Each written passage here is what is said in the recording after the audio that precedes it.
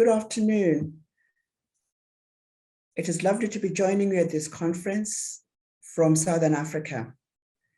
This presentation will be given by myself and two other colleagues, Mawire and Christian Dupont. And we will be speaking about digitizing, preserving, and providing access to Africa's rich, yet endangered cultural heritage. And this is a report from the field. This is the context of our presentation. Africa is a continent with 54 countries. And because it's 54 countries, that means it's 54 jurisdictions, and the varieties of not only politics, but access to knowledge, technology, socioeconomic, political differences. So we are speaking about 54 different countries, 54 different jurisdictions, and 54 different experiences. The continent has a population that is 17.2% of the world's population. 16.72% of that population is less than 50 years old. And so Africa's population is really very young. And in a sense, it's what we would call millennials. And millennials, as you know, live online, at least in many countries. And for Africa's youthful population to take its rightful place in the digital economy, African knowledge, ancient and current, needs to be available and accessible in digital spaces. But there is a challenge, and this is the nature of the challenge. And I'll focus on 3 points. The first one being that there is challenge to accessing Africa's content in digital spaces. Research has shown that Africa's digital content only occupies 4% of the world's digital knowledge. Meanwhile, as you saw in the previous slide, Africa's population is 17.2% of the world's population. And so that seems incongruent. Secondly, if we look at this map, it only shows 2 African archives. But from what I know about the field, there's a lot more archives, which means that those archives that are not on this map are largely inaccessible, unknown, and need to be exposed so that they can be reflected to the world. And this map would change perhaps by the end of this project when we've added and exposed a lot more archives in Africa, or archival collections. The second challenge is that there's a dire need to preserve African knowledge. Fires, floods, pests, and mold destroy records, destroy knowledge. And recently, at the University of Jos in Nigeria, at Mzuzu University in Malawi, at University of KwaZulu-Natal in South Africa, and University of Cape Town, recent fires burned out collections that are irreplaceable. Those collections were in print, those collections were audios, and they were destroyed by fire. Sadly, though, that those fires were put out by fire brigades who used water. And so what fires did not burn, the water-based extinguishers destroyed. Furthermore, climate change is inducing floods in many parts of the world. And there's a real danger that Africa's knowledge will be consumed, will be destroyed by floods due to climate change. Thirdly, wars are common in many parts of Africa. And we have an example where in Timbuktu, the manuscripts, the ancient manuscripts that have gone to demonstrate how education goes back to many centuries ago in Africa. Many of the manuscripts, they were destroyed by a war. And those that survived were kept by vigilant people or had been digitized.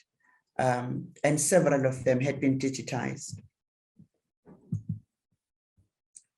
third challenge is that there's a dire need to disseminate African knowledge, because not only is it essential that that 4% grows, but also it is critical to put African knowledge in public spaces, in digital spaces, in order that we disarm any neocolonialism and decolonize knowledge, so that we demystify or we eradicate the myth that Africa has no knowledge by disseminating and exposing what is available in African libraries and African institutions. Africa's current and past knowledge is lost if it sits in hidden archives. Africa needs to have its knowledge available and accessible in digital spaces so that its youthful population can engage with African knowledge, so that when the African millennials are online, they are not reading other knowledge that is not African, but they have equally access to African knowledge as well as knowledge from other spaces.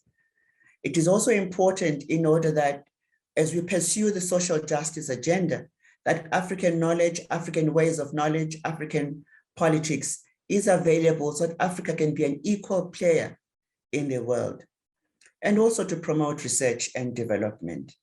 Indeed, as we do global research and development, if African knowledge is not there, there is a dearth, there is an error, there is a gap. But there are stumbling blocks to digitization. And the first one is that, or the challenge of the first one is the socio-economic conditions. Digitization equipment is expensive because it is largely imported. Digitization skills are limited, and also there are often many competing priorities that take precedence to digitization. So when there is a competition between buying resources or buying some critical lab equipment, buying digitization equipment and training people often plays second figure. So a combination of these challenges makes essential and desirable digitization endeavors unaffordable. It just becomes impossible if there are no skills and there is no equipment. A third challenge is that previous digitization efforts had several limitations, in that institutions from elsewhere came in with digitizing equipment, digitized and took away digital rights, and they've created a resistance on the field, and those collections that were digitized have become inaccessible in Africa or elsewhere. And so in the Africa Commons approach, we come with a different approach to engagement and digitization. The Africa Commons project is really a call to digitization. Based on that, it is crucial that the collections of Africa are digitized in order to increase the percentage of Africa's knowledge in digital spaces, in order for Africa to be an equal player in the digital economy, and in order to preserve the collections from natural disasters. The justification of the Africa Commons project is essentially that it's hard at the moment to find African cultural materials. Available finding aids are fugitive and often undigitized. All the finding aids are hard to find. Many websites can't be searched or easily found. And some archives and institutions don't even have websites. Even if they digitize the collection, they have no websites in which to disseminate the digitized collection. Fundamentally, most materials are not digitized, and this puts them at risk to loss, to fire, through fire, floods, molds, and other disasters. And so as part of the Africa Commons, I'm happy to introduce my colleagues, Blessing Mawire, who will discuss the results of a survey that was done to establish the scale of the challenge in Africa, as well as present a digitization strategy. And Chris Dupont, who will present a technical solution that is being developed to achieve low-cost, high-volume digital capture that ensures preservation and access to African knowledge. So may I hand you over then to Blessing to please discuss the survey. Thank you. Thank you very much, Dr. Buhle, for setting that background and understanding of the context of Africa, the history, as well as some of the current challenges that we have. I have been working with Africa Commons for the last couple of months as a lead researcher, and really to find out what is the current state of digitization in Southern and Eastern Africa. My presentation really is to look at the results and set the baseline for which Africa Commons will continue its work. Africa Commons is an online platform that seeks to help organizations to digitize, to disseminate, discover, and provide African cultural materials. In order for us to set the baseline, there was a need to establish a review and a needs analysis.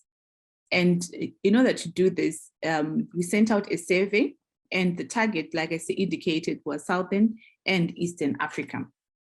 A desk review was also done to triangulate the results of the survey, and formal meetings and engagements have been done with different stakeholders. We had a unique reach out to 176 unique institutions, and the survey itself took about 10 to 15 minutes to complete. There were 3 rounds of reminders sent for the survey to the 176 institutions. And this was followed up by emails and phone calls. And the survey needed one to provide more of institutional details than personal details. We had an 11% response rate, which according to online survey results, it was quite a good result, considering, like I said earlier, that the survey itself needed one to complete it on behalf of an institution.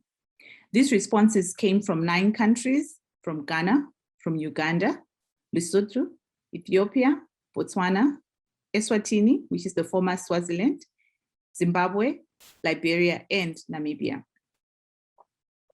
When asked if the institutions had a digitization strategy, it was very good to note that a majority of the institutions indicated that they have a digitization strategy in place.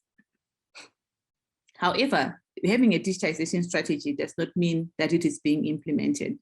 So there was a need to probe further and find out in what ways these institutions and these countries require help to digitize the African collections.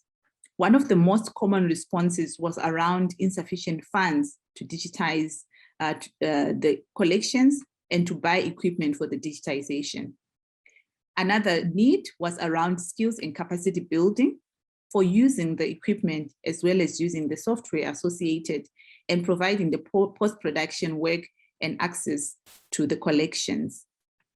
There was also need to understand what type of software is used to digitization and what are the options and what would best suit institutions. And the need to understand technical considerations of the digitization process. There were also needs around copyright issues. A number of African institutions and African countries are affected by old copyright laws that do not include digital collections. As a result, it's very confusing for a number of African institutions as to how they digitize and then provide access to their collections. So there is need to understand each country's copyright law and how, in the context of the institutions, they can then digitize and provide access to those collections making sure that they're aligned to their own copyright law in their country. Here in South Africa, the copyright law currently being used is from 1978 and does not include anything digital. And there's a current amendment bill that has been in Parliament for a number of years. So there is a lot happening, but it's taking its time. So there's a need to make sure that institutions understand their copyright laws and how, for now, they can digitize and make the collections accessible to their clients. There is also a need for understanding library management software and how it links to the digitized collections. The institutions were also asked in which subject areas their collections fall under. An array of subject areas, from presidential papers on African nations, engineering, history, medical, to management, geography, literature, sociology, mining. An array of subject areas was mentioned from where the collections are based. This is an additional set of subject areas, so it gets very specific. For example, Nguni states. So depending on the type of institution, whether it was an archive, a museum, a library, and what type of library it was, all these subject areas have been captured. On a very positive note, all the institutions were asked if they're still interested and if they'll be interested to continue with African Commons and making sure that their collections are digitized through the Africa Commons project. And all of the institutions said that they are interested in digitizing their collections and working and engaging further with Africa Commons. Thank you very much. I'm now going to hand over to my colleague, Christian, who's going to take us through the rounding conclusion of where Africa Commons is going and what Coherent Digital's plans are for making sure that there is equity and access to Africa's collections. Over to you, Christian. I've been greatly energized by the opportunity to meet and begin working with Dr. Buhle, Blessing, and other colleagues in Africa over the past few months through our respective engagements with Coherent Digital. I have been engaged with Coherent in my role as strategic advisor since its inception in late 2019. Our vision for taming wild content stems from a shared recognition that much of the valuable information that is needed for teaching and research is beyond the reach of traditional library approaches to acquiring and managing content. In my primary role as the chief curator and administrator of an archives and special collections library at a nationally ranked university in the United States, I'm keenly aware of the limits of our collecting, even in our areas of distinction and expertise, to which we devote the greatest share of our resources. We are not able to purchase or accept donations of all the relevant content we are offered, nor can we process and catalog quickly enough all of the materials we do acquire. The annual deficits in cataloging we run are sometimes smaller and sometimes greater, but we always seem to be adding to the debt of processing we owe those donors, those investors who have entrusted their collections to our care. And since our professional practices demand that we digitize only those materials that have been fully processed and cataloged, only a small fraction of our collections are available for access and use in digital form. Traditional library digitization requires expensive equipment and staff with specialized skills. Equipment is often large and not easily moved. Materials for scanning must be brought to the scanning station or digitization lab rather than the scanner to the materials. Digitization equipment has become very sophisticated and can produce extremely high quality images. Capture speeds have increased along with resolution and file sizes, enabling scanning technicians to digitize books and manuscripts at a fairly high rate of speed. And yet it's still not enough. Very few collections get this first-class treatment, while the rest wait idly for their turn to be scanned, which may never come. This is the situation in large, well-funded academic libraries and archives. Yet what about those institutions that do not enjoy the benefit of such resources? Their collections may also be, surely are, of great value for research, teaching, and learning, yet they have even less hope of being digitized by traditional means. What if we could turn the situation around, or even on its head? What if we were to digitize materials on the spot using portable scanners and even mobile phones, even before cataloging them? What if these scans could be uploaded to a common platform and made available to the world in seconds? What if we let text recognition software and other machine learning technologies take a first crack at creating metadata for indexing and discovery? Isn't this what happens when we snap and post a photo to social media? Why not take the same approach to building digital libraries, especially in places that do not have an abundance of well-funded institutions with high-end digitization equipment and specialized staff? In places like Africa, places that are rich and diverse in culture and mobile enabled. As Blessing's survey of libraries and archives in Southern Africa show, digitization efforts are being undertaken by some institutions, but they face obstacles when it comes to obtaining equipment and training, software, and file servers. We believe that a simpler, less resource-intensive approach to capturing images, to enriching them with searchable metadata, and making them available through a centralized cloud-based platform with a more effective means, will be a more effective means of capacity building. We believe it will help African libraries and archives to more quickly address and mitigate the threats of catastrophic fires and environmental disasters, such as those cited by Dr. Buhle, which are likely to become even more frequent and more severe as Earth's climate continues to change. Basic capture it while you can digitization is as much a heritage preservation strategy as a research enabling strategy. If desired, items of interest can be scanned again using better equipment, but they cannot be scanned at all if they have been destroyed. Good enough may be the best, most practical way to achieve the common good. In North Africa, Coherent Digital expects to serve as the chief technology partner for a project organized by the Antiquities Coalition to document and digitally preserve early Arabic manuscripts in central Algeria in collaboration with the National Center for Manuscripts in Odrar. Founded in 2014, the Antiquities Coalition is a non-governmental organization headquartered in Washington, D.C., is working to stop the looting and trafficking of antiquities. Documenting cultural artifacts is an essential component of its mission and strategy. Coalition partners in Egypt have been training and engaging volunteers in the use of mobile phones to systematically capture geotagged images of vulnerable objects. Coherent will help to extend those capabilities and develop workflows to enrich object metadata through a combination of automated tools and human expertise and apply them to manuscripts. The nexus of this activity is the Coherent Commons platform, a cloud-based harvesting, indexing, and discovery service. Images of books, manuscripts, and other documents can be directly uploaded by authorized users from mobile devices, or ingested from file servers, or even harvested directly from websites. Each object is immediately assigned a unique, persistent identifier that serves as the spine through which all subsequent processing events are linked and preserved, creating an ever-accumulating object history. Enrichment of an object's metadata occurs over time as more users interact with it. Coherent cataloging is iterative and progressive rather than one-time and static.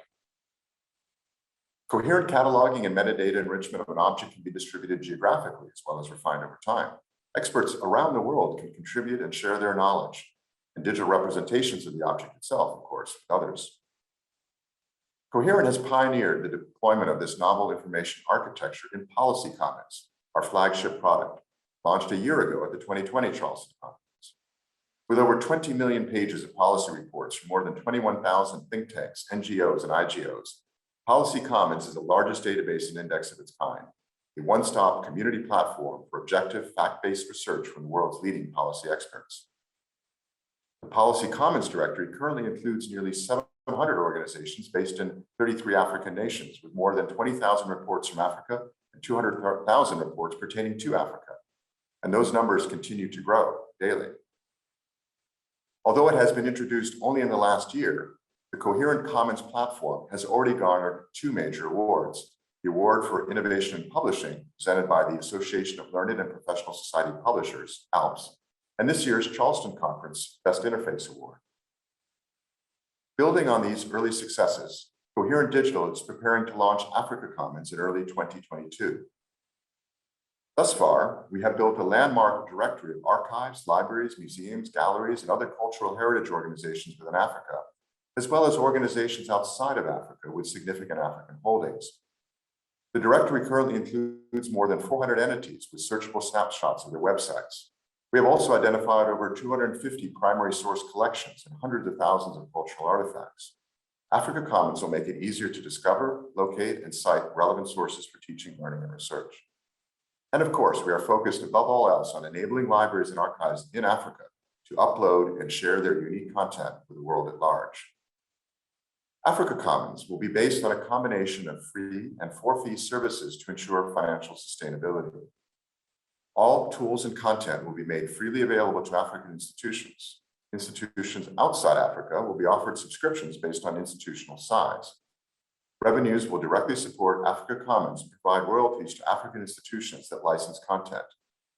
They will also retain control of their content. Responsibilities for clearing and respecting copyrights will be shared. Coherent is also actively pursuing sponsorships and partnerships for digitization in order to make as much African library and archives content as possible freely available. The Council for Library and Information Resources, CLEAR, an independent nonprofit organization with more than 180 member institutions, is seeking grant funding to support a version of its highly successful Digitizing Hidden Special Collections Archives initiative in Africa.